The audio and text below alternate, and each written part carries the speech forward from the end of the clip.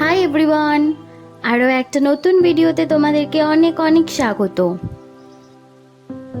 আশা করি তোমরা সবাই ভালো আছো, আমিও খুব ভালো আছি।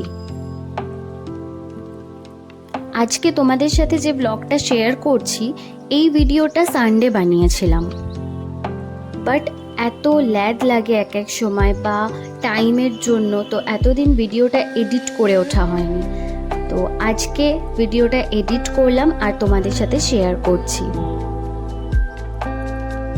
তো অলরেডি তোমরা বুঝতেই পারছো যে মাটন রান্না হচ্ছে, আর সানডেতে মাটনটা একটু কম তেল দিয়েই রান্না করেছিলাম। অ্যাকচুয়ালি একটু কম না, বেশ কম তেল দিয়েই মাটনটা রান্না করেছিলাম, কারণ মাটনে অলরেডি ফ্যাট থাকে, রান্না করতে করতে সেটার থেকে তেল বের হয়।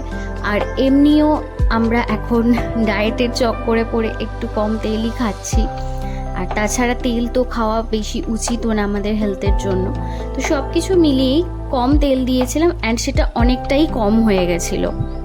তোমরা দেখতেই পাচ্ছ যে আমরা ইউজুয়ালি যেরকম ধরনের মাটন খেয়ে থাকি, অনুষ্ঠান বাড়িতে বলো বা বাড়িতে রান্না করলেও ইউটিউবে যেরকম ভিডিওগুলো দেখি, যে ওপরে একদম তেল ভাসে আর নিচে থিক গ্রেভিটা থাকবে, ওরকমটা কিন্তু হয়নি।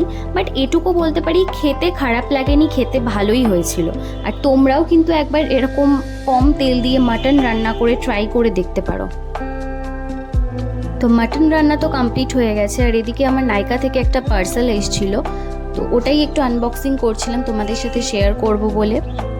ওর মধ্যে ছিল পিলগ্রিমের একটা হেয়ার গ্রোথ সিরাম, আর সাথে সেটাফিলের একটা ক্লিনজারটা নিয়ে তো কিছু বলার নেই, কারণ সেটাফিল আমার অলওয়েজ ফেভারিট। আর সিরামটা আমি হেয়ারে অ্যাপ্লাই করেছি দুবার, বেশ ভালোই লেগেছে।